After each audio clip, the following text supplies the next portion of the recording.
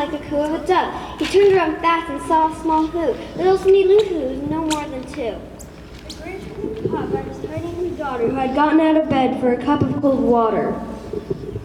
She stared at the Grinch and said, Santa Claus, why? Why are you taking my Christmas tree? Why? But you know the old Grinch was so smart and so slick. He thought up a lie and he thought it up quick. Why, my sweet little tot? The fake Santa Claus lied. There's a light on this tree that won't light on this side. So I'm taking it home to my workshop. Right here. I'll fix it up there, then I'll bring it to you. What is Christmas all about? Vengeance!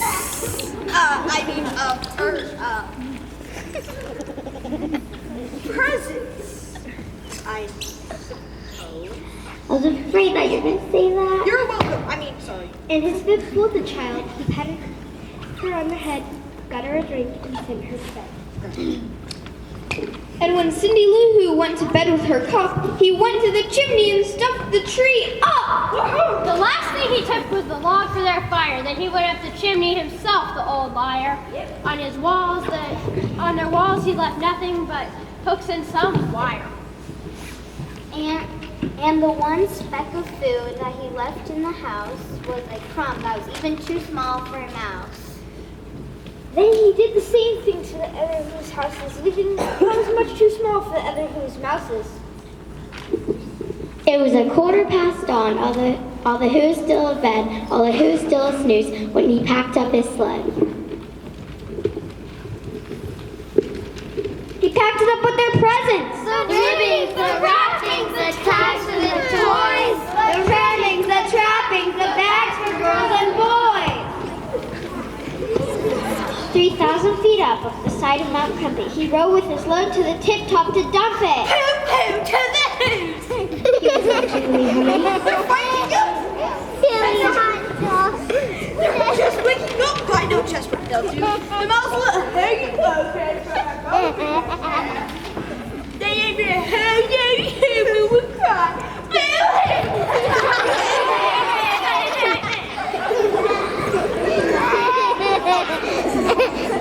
Are you avoiding that? That's annoying. Grinned the Grinch. That was because that was funny. Here! So he paused. The Grinch put his hand to his ear. And he did hear a sound rising over the snow. It started in low. Then it started to grow. But this sound wasn't sad. Why, this sound sounded merry. It couldn't be so, but it was merry. Very! He stared down at Whoville. The Grinch popped his eyes. Then he shook. What he saw was a shocking surprise. Every who down in Whoville, the hall in the hall, was singing without any presents at all.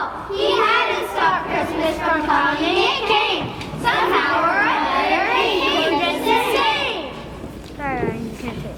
And then, with his Grinch feet ice cold in the snow, stood puzzling and puzzling. How could it be so?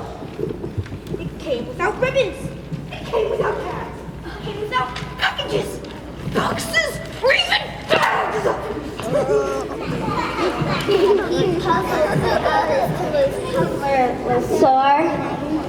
Then the Grinch thought of something he hadn't before.